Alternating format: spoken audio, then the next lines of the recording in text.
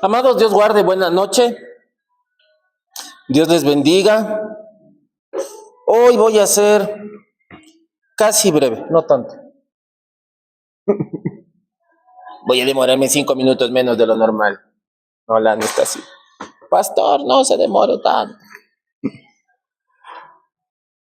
A ver, yo les pasé acá al chat que hoy íbamos a hablar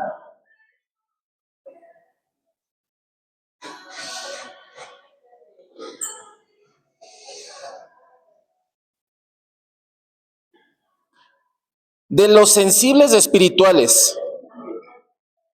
¿Ok? Así que vamos a ir al libro de Primera de Corintios, capítulo 3. Primera de Corintios, capítulo 3.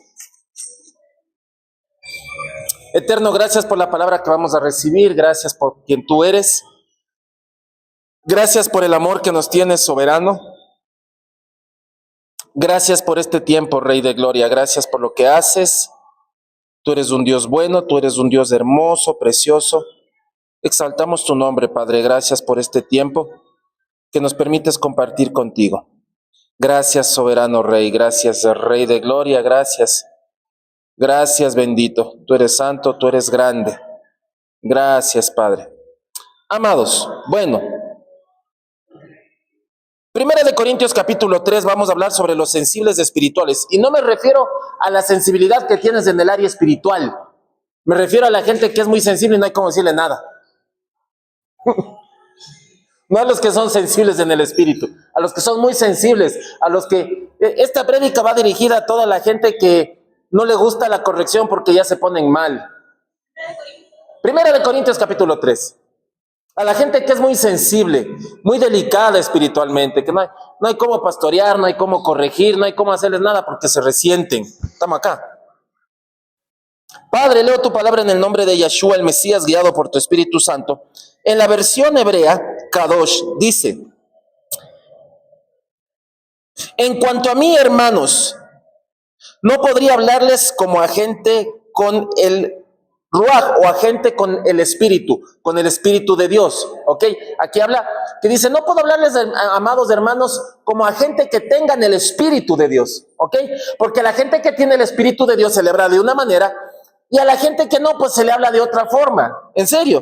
Y dice, sino como a gente mundana, como a niños de pecho en lo referente a la experiencia con el Mesías. O sea, Pablo se estaba dirigiendo a la iglesia en Corinto, pero se entendía que la gente de la iglesia de Corinto era gente que ya tenía madurez espiritual, ya que ya habían conocido de Cristo hace muchos años ya, que habían pasado tiempo sobre lo que es Jesús, pero la forma de actuar y de andar de ellos no era como personas que tenían el Espíritu de Dios, sino como personas del mundo. Entonces Pablo les decía, no puedo entender que ustedes siendo tan espirituales, habiendo conocido tanto de Dios, estén andando así. Estamos acá.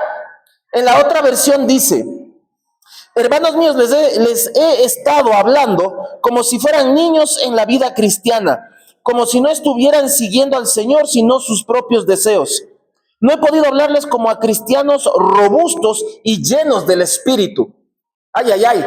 Dice que no puede hablarles como a cristianos robustos y llenos del Espíritu, sino como a gente badulaque. O sea, Pablo estaba molesto con la iglesia de Corintio porque a pesar del nivel que mostraban, del conocimiento que tenían, estaban actuando totalmente contrario a lo que deberían actuar. Entonces Pablo era muy directo, ¿no? Ahora, versículo 2 dice, les di leche, no comida sólida, porque no estaban listos para ella. Ok, a un recién nacido no le puedes dar una carne, a un recién nacido no le puedes dar un pan. Primero porque el recién nacido succiona, no está listo para masticar, ¿ya? Entonces no puedes darle algo sólido a alguien que todavía está succionando, alguien que todavía absorbe las cosas, no puedes darle. Pero Pablo dice, yo les di leche, no comida sólida, porque no estaban listos para ella, pero tampoco están listos para ella ahora. O sea, dice, en el principio, a ustedes, cuando recién estaban conociendo de Dios, yo les daba la leche espiritual, la enseñanza básica, pero ahora debería darles comida sólida, pero veo que todavía no han madurado. O sea, Pablo quería soltarles algo pesado, pero ellos no lo agarraban. Pablo quería ir más profundo, pero veía que el comportamiento humano y como creyentes de ellos no estaba a la altura de lo que él les quería dar. ¿Ok?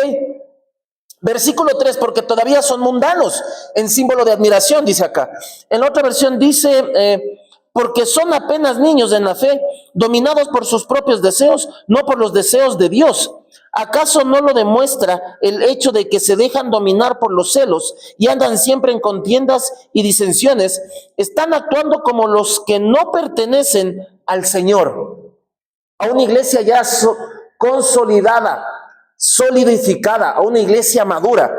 Le repito de nuevo, versículo 3, pero todavía son mundanos, dice, no es obvio, por todos los celos y peleas entre ustedes, que son mundanos y viviendo por simples normas humanas. O sea, Pablo estaba exhortándoles porque él no podía tolerar que una iglesia que ya lleva tanto tiempo todavía esté lidiando con cosas de niños o con cosas de gente que no conoce de Dios o con cosas de gente que no han sido llenas de la presencia del Espíritu Santo. Estamos acá.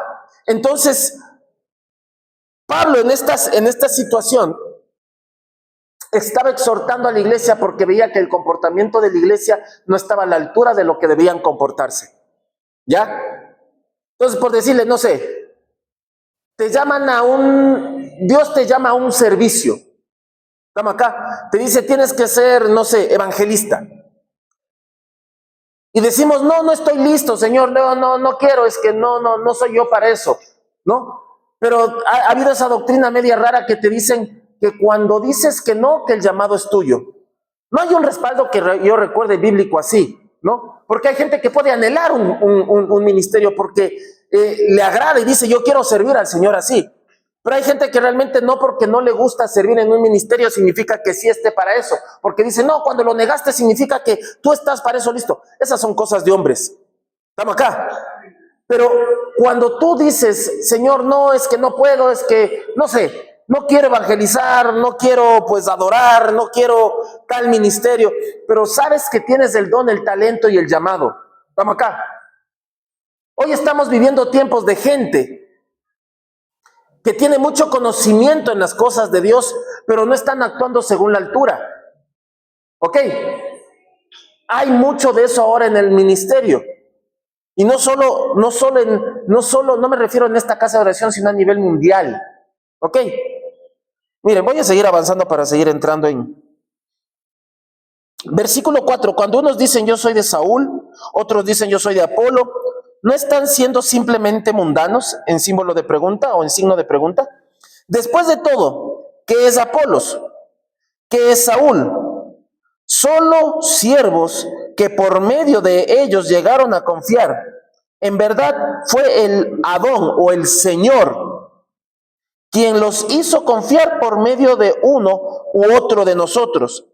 Yo planté la semilla, versículo 6, Apolos regó, pero fue Dios quien la hizo crecer. Así que ni el que planta ni el que riega es nada, solo Dios que da el crecimiento. El que planta y el que riega es lo mismo, porque somos los ayudantes de Dios. Ustedes son el campo de Dios, el edificio de Dios. O sea, Dios no necesita tu ministerio. Vamos, esto se va a poner interesante, ¿ya? Pero Dios quiere usarte. Te dicen, si tú no vas a ese pueblo, la gente se va a perder. No. Si tú no lo haces, Dios lo va a hacer por medio de otro. Saúl falló, ya tenía listo a David. ¿Ya? Si Saúl no lo hizo, David sí. ¿Ya? Entonces, a veces pensamos que somos indispensables y decimos, no, es que pues por tanto, yo he escuchado predicadores que cuando les quieren invitar ponen tarifa. ¿En serio? Y por último, no, por eso va dirigida esta prédica, Dios mío. Yo asumo que alguien ha de escuchar eso en YouTube o ha de ver. Pastores de aquí, de Quito, ¿ya? Y eso porque lo dijo una oveja de esa iglesia, no me refiero de esta iglesia, pero es de una iglesia X que lleva muchos años y que predican algunos pastores en algunas reuniones que se dan en el transcurso del día, 2 o 3 reuniones que tienen. Y pues uno de esos ministros ahí pues ha sabido tener la costumbre de que si tiene que ir a visitar a alguien, a un miembro de esa casa de oración, le dice que tiene que pagarle $60 para irle a visitar en la casa. En serio. Y aparte tiene que reconocerle la gasolina. ¿Ya? Y encima más en esa iglesia, en el sobre del diezmo, el mínimo que la iglesia tiene que poner es $10. Le ponen un mínimo en el diezmo. Casi me da algo cuando me cuentan eso, Ana. Tuve que sentarme por poco. Casi me da algo. O sea, ahora hay ministros que están poniendo tarifa mínima en el diezmo. Si hasta donde yo sé la palabra no dice eso, ¿no? Porque todo se basa como tú ganas, pero no te pueden poner una tarifa mínima. Pusieron tarifa mínima en esa casa de oración y es muy conocida. Y tiene algunas sucursales, ¿ya? Pero no son todos los ministros, pero un X ministro de ahí sí lo hace. Entonces yo me pongo a pensar y digo, para ese ministro, ¿ya? Si esa persona que necesita que le visiten su casa porque tiene problemas en su hogar, porque tiene problemas con sus hijos, porque tal vez tiene una enfermedad y necesita que oren por él, y si no tiene los $60 para pagarle la visita o para ponerle la gasolina, el pastor no le visitó. ¿Se dan cuenta lo que está pasando ahorita con los ministros? Estamos viviendo tiempos críticos de la palabra de Dios. Eso me enteré hace 2 semanas. ¿Ya? Tiempos críticos de la palabra de Dios, que los ministros están poniendo precio a todo. Y si pides consejería, te cobran la consejería. ¿Se dan cuenta? Eso es lo que llaman, que sustituyen el servicio del don. Exacto, le ponen precio. El apóstol Pablo en 1 Corintios capítulo 9, si no me equivoco, dijo, ay de mí si le pongo precio al evangelio, a lo que yo hago. ¿Ya? O sea, si le pongo precio. Una cosa es que quieran reconocer lo que tú haces, pero otra cosa es que tú le pongas precio. Imagínese, Pastor Julio, venga a visitarme la casa. Claro, mijita, tienes que pagarme $30. ¿Qué? Y aparte tienes que reconocerme de la gasolina porque vives lejos. ¿Cómo? Pastor, necesito consejería. Claro, son $25. ¿Qué? O sea, ¿te das cuenta? Ahora entiendo por qué hay iglesias tan grandes y compran ya todo tan rápido, porque a todo lo están poniendo precio. El área ministerial está en estados críticos y crónicos. Y hay muchos pastores que ya se les está pasando la mano. Y están ya por poco, parece que para algunos ministros la casa de oración y los miembros son redes sociales, porque ya están monetizando de todo lo que la gente le pide que le haga. ¿Me captaron? Le piden un servicio y ya están monetizando los ministros, y eso es grave. Y eso a mí como pastor me molestó, porque la gente no va a decir, solo ese pastor, va a decir, todos son iguales. Y pagamos los justos por los injustos. ¿Ya? Y esto tiene que cambiar, y es por eso que pues está quedando grabado, y espero que ese video, ojalá, si Dios lo desea, se viralice. ¿Ok? Pero por eso es lo que exhorta Pablo acá, dice que siendo una iglesia espiritual, y en un principio les dio leche, y después le quiso dar comida sólida, se dan cuenta que no está a la altura de recibir eso. ¿Ok? ¿Por qué? Porque la iglesia de Corinto era una iglesia que conocía de Dios, pero aparentemente, según por el comportamiento, no tienen a Dios. Y esto creo que está llegando a niveles de las cúpulas pastorales. Apóstoles, profetas, evangelistas, maestros, diáconos, whatever mundo que sirve en los altares o que tiene un servicio, quieren monetizar. Esa es la triste realidad ahora. Ya no lo hacen por amor a Dios. Y piensan que el ser pastor es meterse en una universidad de teología, aprender teología, y ya soy pastor, y piensan que es una carrera, una profesión, y no se dan cuenta que es un llamado, una asignación, una selección del cielo, una asignación divina del trono cuando Dios te pide servir. Y la gente se está olvidando de eso, y piensan que es una carrera. Pues si no hubiera en las universidades, ¿no? ¿Ya? Título de pastor, de apóstol, de profeta. Quieres sacar tu título en la CNC de profeta. Solo eso falta, ¿no? Ay, no. El que planta, versículo 8, y el que riega es lo mismo. Versículo 9. Porque somos los ayudantes de Dios, Ustedes son el campo de Dios y el edificio de Dios. Ustedes, versículo 10, la misericordia que Dios me dio, yo puse los cimientos como un perito constructor, otro edifica encima, pero cada uno tenga cuidado cómo construye. Ay, ay, ay. ¿Ya? Cada uno tenga cuidado lo que está construyendo, porque ¿qué es lo que se está construyendo actualmente? Y yo me acuerdo que a esta persona le decían, oye, pero si esa iglesia es así, ¿por qué sigues yendo? Ay, es que predican bonito. Pero ñaña, te están sacando plata que da miedo. O sea, así está la gente en algunas casas de oración tan ciegos, ¿ya? Que les cobran la consejería, les cobran la visita, les piden para la gasolina, les ponen una tarifa de diezmo mínimo de $10, pero van y aunque dicen, no estoy muy de acuerdo con lo que hacen, pero la palabra está buena. O sea, les tienen endulzados con una buena prédica para justificar el drenaje económico que le hacen al pueblo. ¿Me captaron? Es muy fuerte lo que voy a decir, pero estoy viendo que hay una generación de sarta de pastores vagos que quieren sangrar al pueblo para vivir a expensas de la gente. ¿Qué opinas, Dani? Sí, ¿no? ¿Ya? Que se aprovechan del cargo, del ministerio que tienen para explotar a las personas. Versículo 11, nadie puede tener otro fundamento que el que ya está puesto, el cual es Yahshua el Mesías o Jesucristo el Mesías. Algunos usarán oro, plata, piedras preciosas para edificar sobre este cimiento, mientras otros usarán madera, hierba y paja. La obra de cada uno se demostrará por lo que es. Aquel día la declarará, porque será revelada por fuego. El mismo fuego probará la calidad de la obra de cada uno. O sea, se vienen tiempos en que los ministerios van a ser probados con fuego. En el libro de Primera de Pedro, creo que está, dice que tu fe es valiosa como el oro y tiene que ser probada con el fuego por un poco de tiempo. Entonces entiendo yo que se vienen tiempos en que va a haber ministerios que van a ser probados con fuego para ver si han sido cimentados en la roca o en una idea humana. Y los que se chamusquen, pues ya sabemos qué pasó. Pero los que al fuego no los destruya, sabemos quién los fundamentó, o quién los fundó, o quién puso los cimientos. Estamos acá. Si la obra se ha edificado sobre un cimiento, sobrevive, recibirá una recompensa. Si se quema, tendrá que sufrir la pérdida.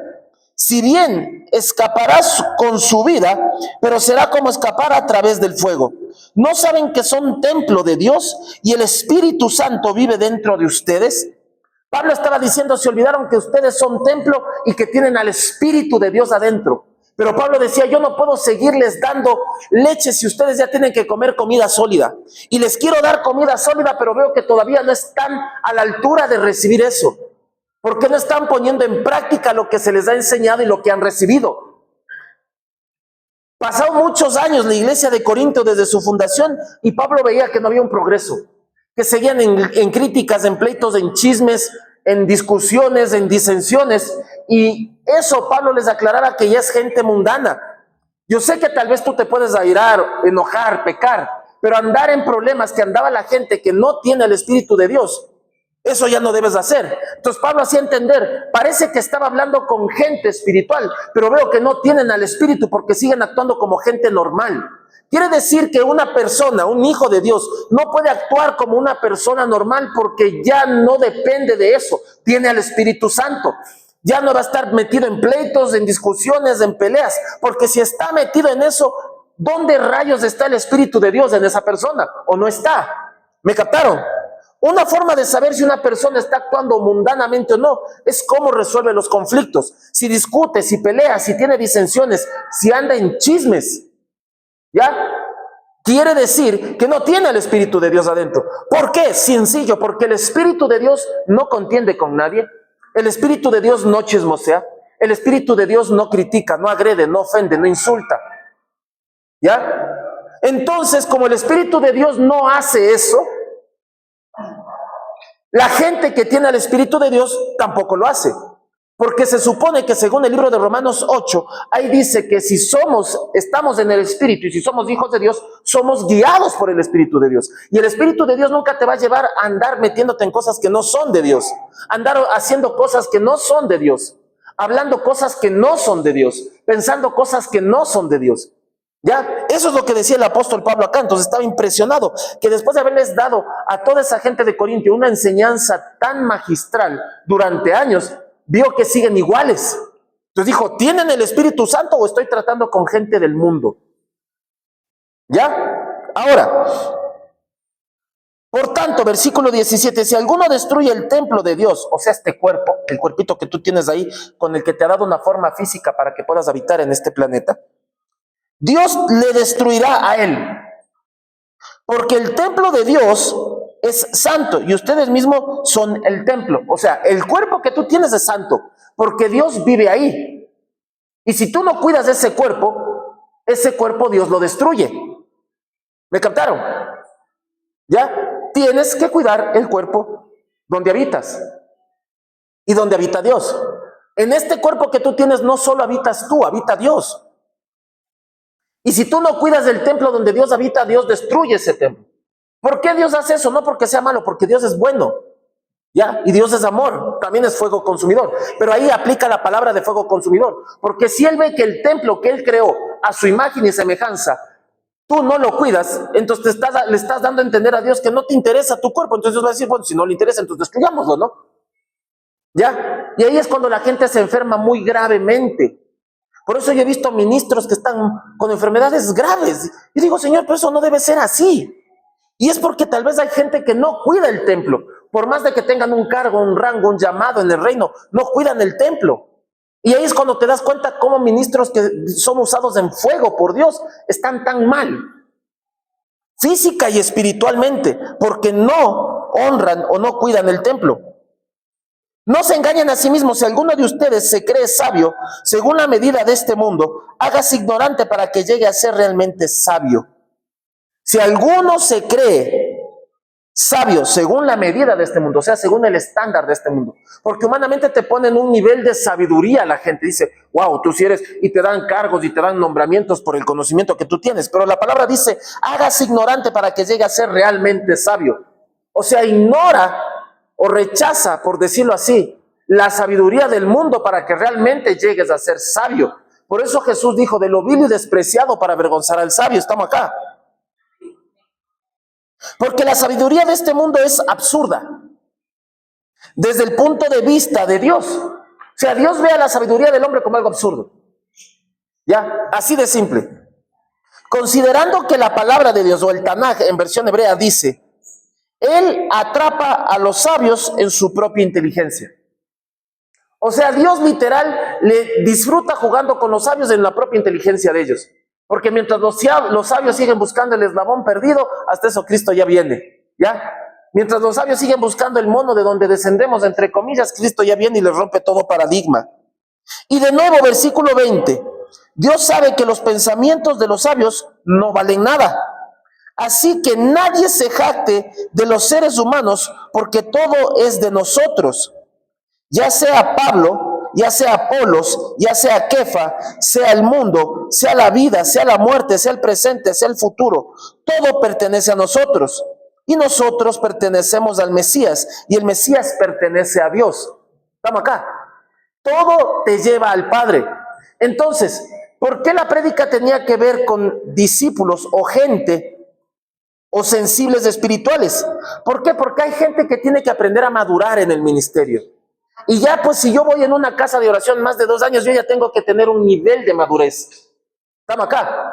Porque hay gente que tiene ministerio contigo, o el ministerio de ellos es lidiar contigo. ¿Me captaron? Hay ministros que tienen que dedicar tiempo a lidiar con tus cosas.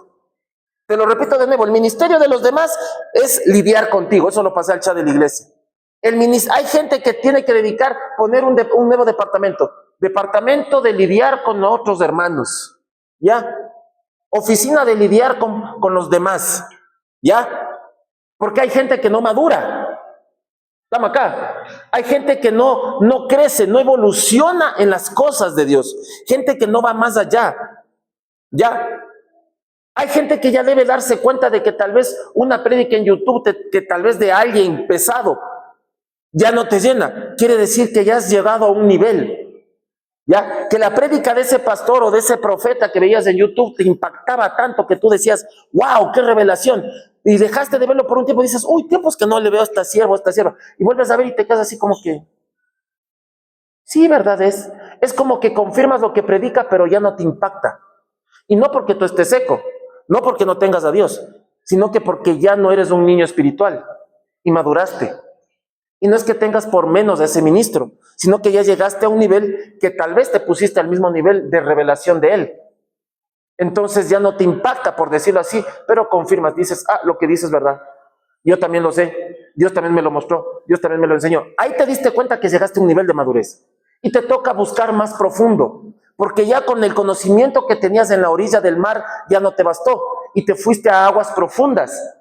Y cuando estás en aguas profundas y ya realmente ya llegaste a un nivel de ahí, tú tienes que meterte ya no solo en aguas profundas, tienes que meterte bajo las aguas y a ver lo que está abajo, porque una cosa es la visión que está en las aguas y otra es la visión que está bajo las aguas. Lo que tú ves sobre las aguas no es lo mismo que ves bajo las aguas.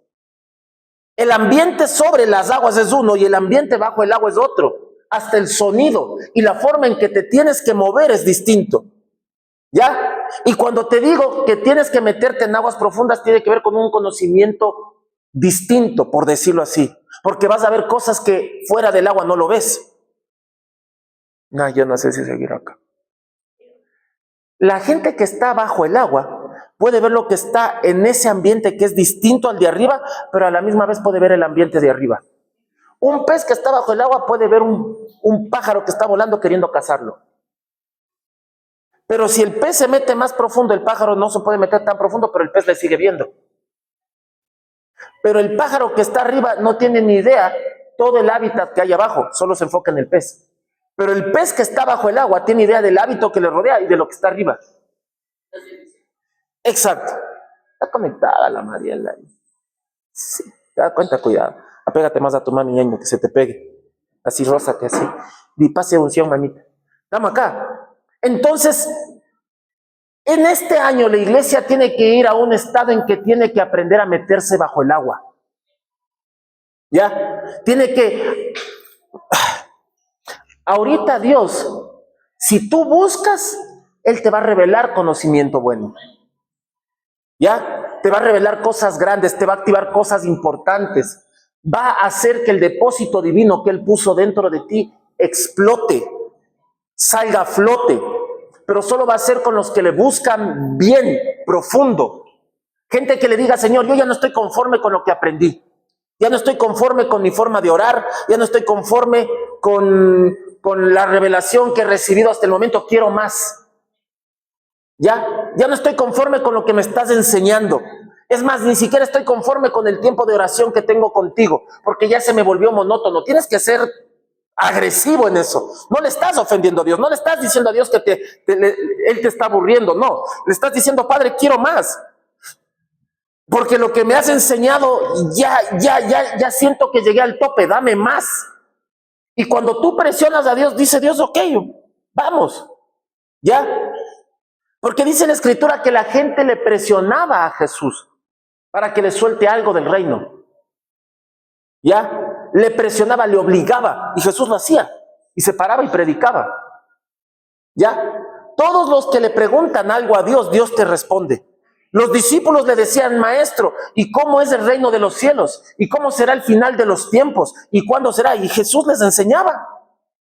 Él no decía, no te quiero enseñar. Al que se le acercaba y le ponía una demanda, Jesús lo hacía. Ciego que se acercaba, ciego que veía. Enfermo que se acercaba, enfermo que era sanado. Endemoniado que pasaba cerca de Jesús, o Jesús se acercaba a un endemoniado y era sanado. Y la escritura que te leí hace un par de días dice que también de Jesús salía tanto poder que emanaba poder de Él por el nivel de conexión que tenía con Dios. ¿Ya? Creo que estaba te leí en el libro de Marcos, creo que era. Marcos o Lucas, creo que estaba capítulo 9. Cuando escogió a sus 12.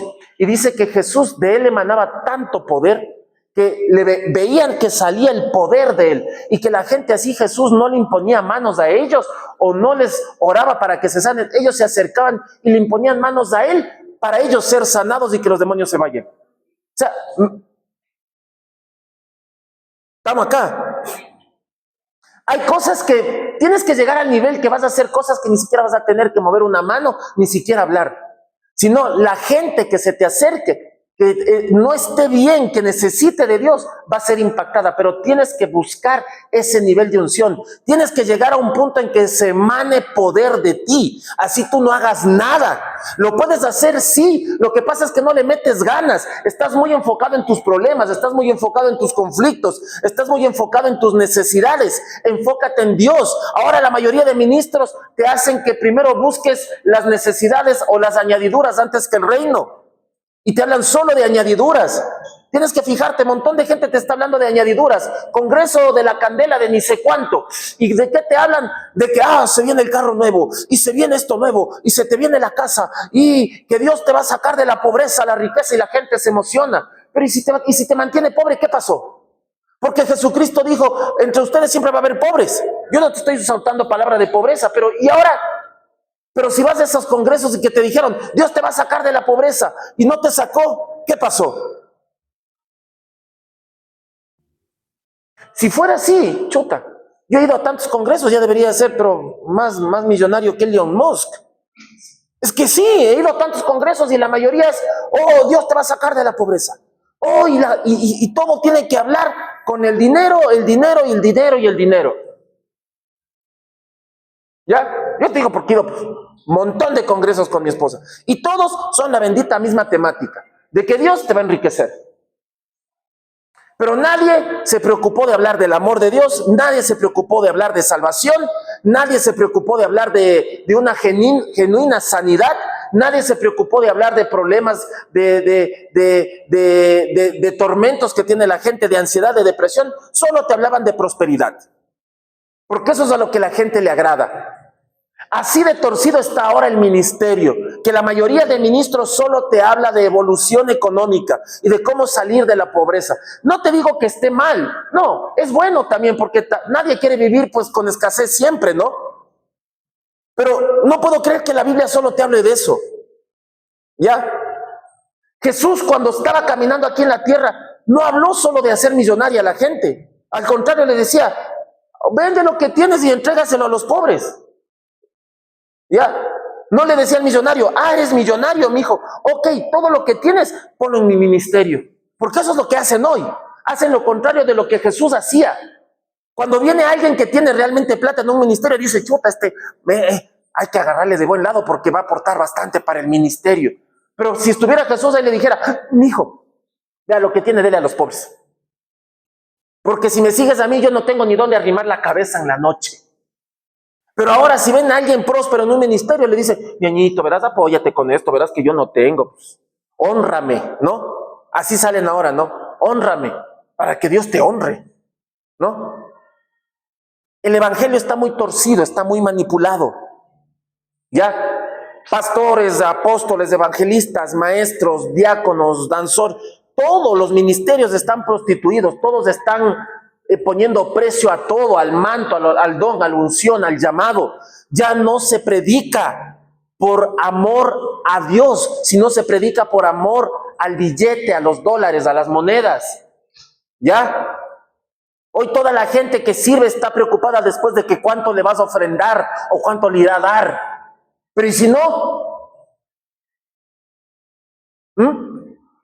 Jesús no ponía precio, decía, Jesús, ven a visitar a mi hermano Lázaro que está muriendo. No fue, bueno, fue cuando estaba muerto, pero no le dijo a la hermana de Lázaro, verás, te vine a visitar, pues tienes que darme tanto, ¿no? Si no, pues yo no voy ni a la tumba. Pero ahora te pusieran precio, te juro.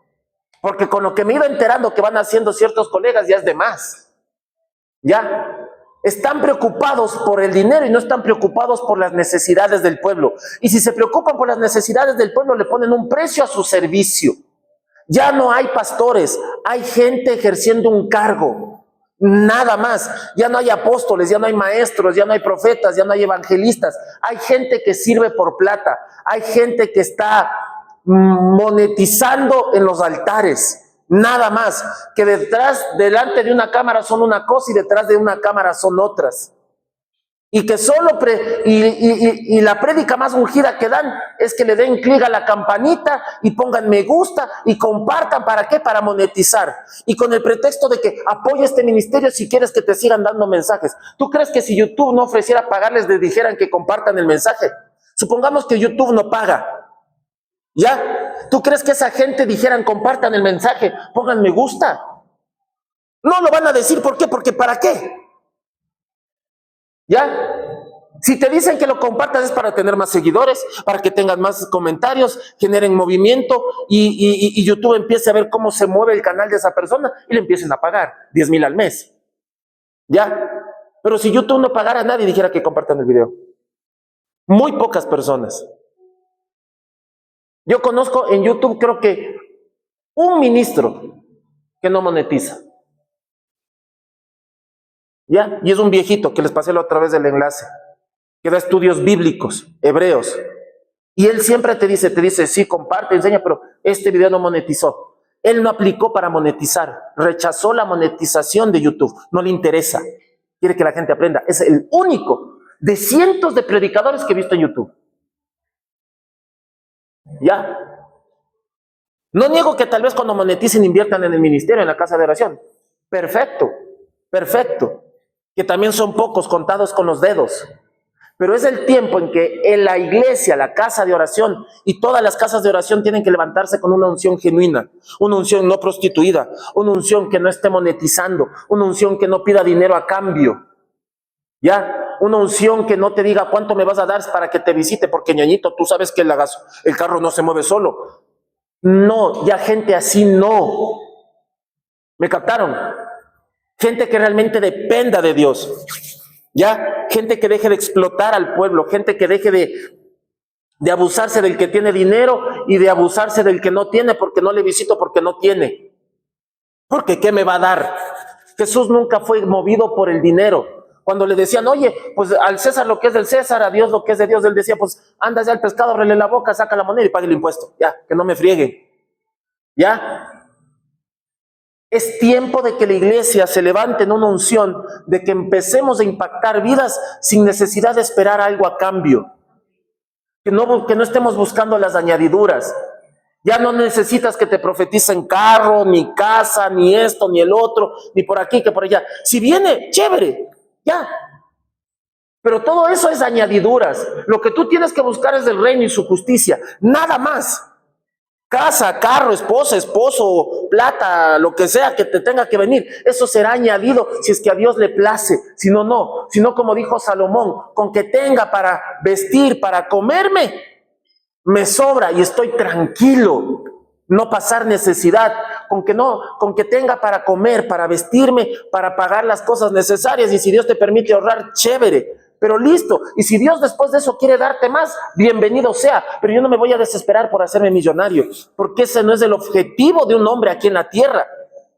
Pero pastor, si todos, los patriarcas todos tenían, pero es que ellos no buscaban hacer dinero, eso se desataba solo por la unción que ellos manejaban, ¿ya?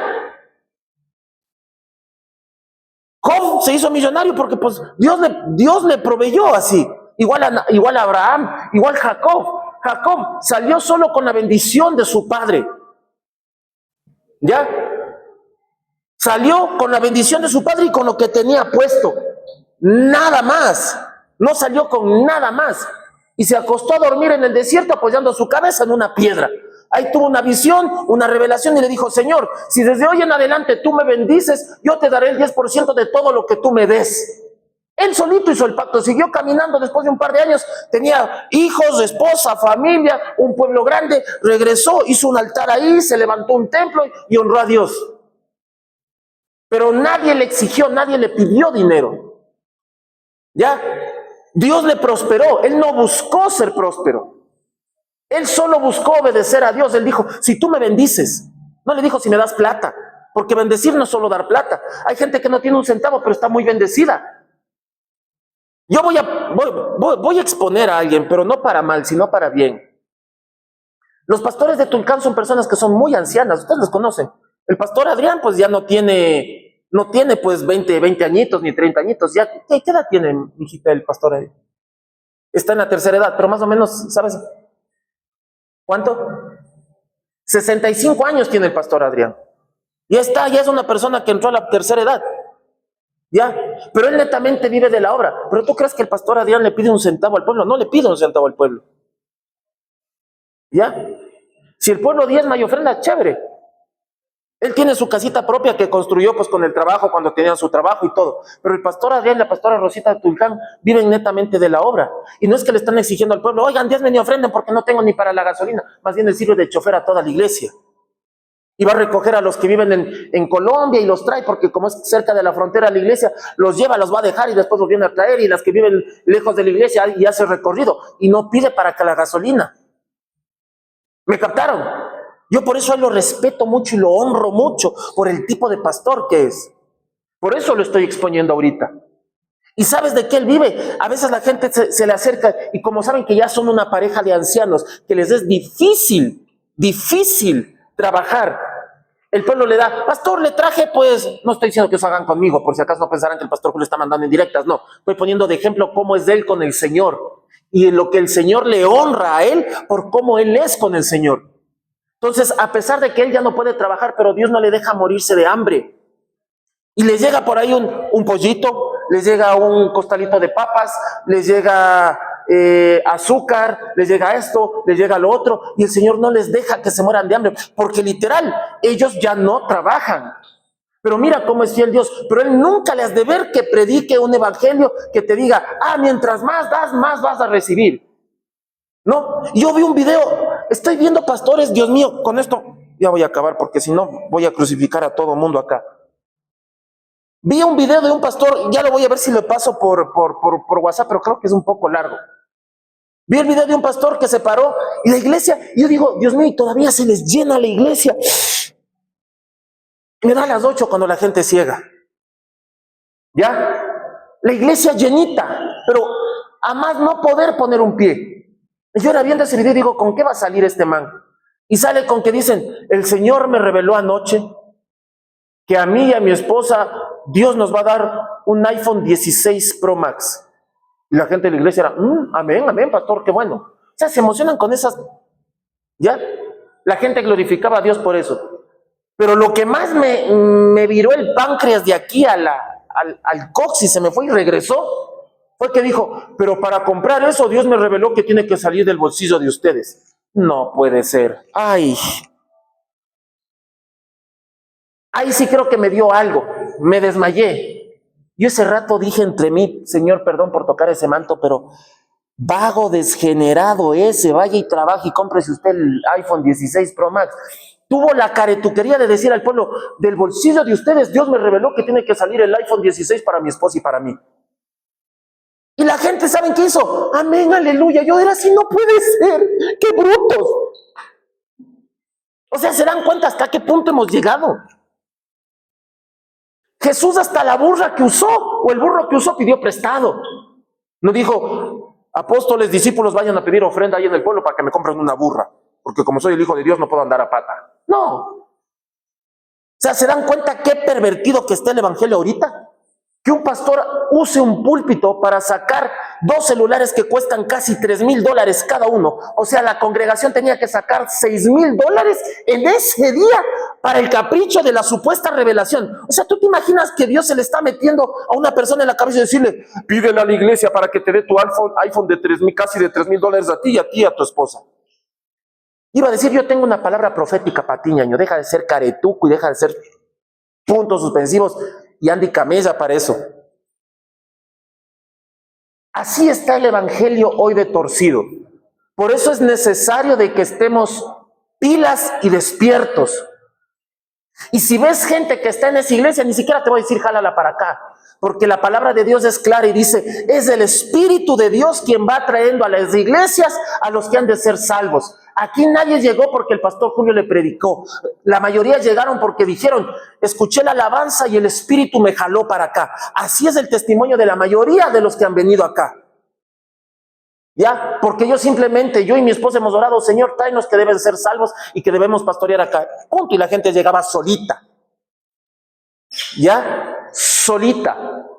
Pero si ves gente que está en esas iglesias terribles, que están dañando el evangelio, y gente que está siendo dañada el corazón y dice, no, yo ya no quiero saber nada de los pastores porque nos pasaban solo hablando de plata, plata, plata, plata, plata, plata.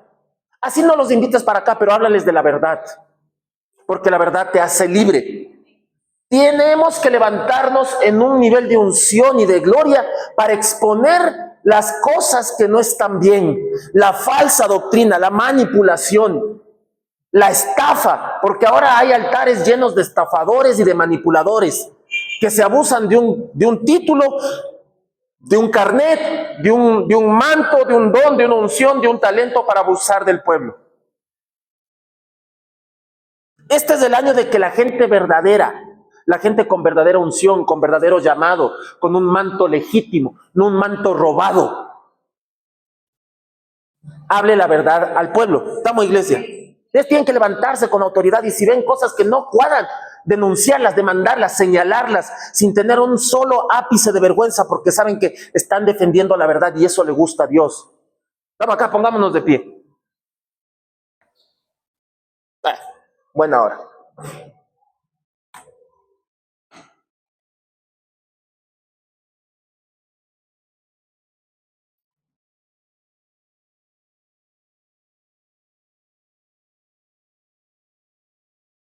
Debemos exponer a esos pastores que mandan al infierno a todo mundo, si no cuadran con sus leyes. Ojo. Debemos exponer a esos ministros que tratan mal a la gente porque no sobrepasaron su nivel de santidad, ¿no? Dijeron, no, este no puede hacer esto, el otro, porque no aprobó mi santurrómetro. ¿Ya? Jesús prefirió pasar tiempo con ladrones, cobradores de impuestos, prostitutas, asesinos, lo que sea, y no pasaba tanto metido en la sinagoga. Ese fue el ministerio del Eterno. ¿Ok? Padre Celestial, te doy gracias por este tiempo. Tú eres santo. Tú eres bueno, Dios. Gracias porque nos toleras, porque nos amas, porque eres un Dios soberano. Gracias porque tú estás en nosotros y nosotros estamos en ti. Padre Celestial, permíteme despedir a tu pueblo, a sus aposentos, que no se desconecten de tu presencia, Padre. Que Jehová te bendiga, que Jehová te guarde, que Jehová haga resplandecer sobre ti su rostro, que Jehová tenga de ti, de mí, de cada uno de nosotros misericordia y ponga en nosotros paz, que nos aleje de la religiosidad y que nos libre de la locura del ser humano y de la locura del hombre, que nos llene de su espíritu, que mande ángeles a nuestro servicio y que pues cada vez más nos quite la ceguera, que nos haga ver claramente cuando haya una manipulación y quieran abusarse de la gente. Dios bendiga, príncipes y princesas del reino.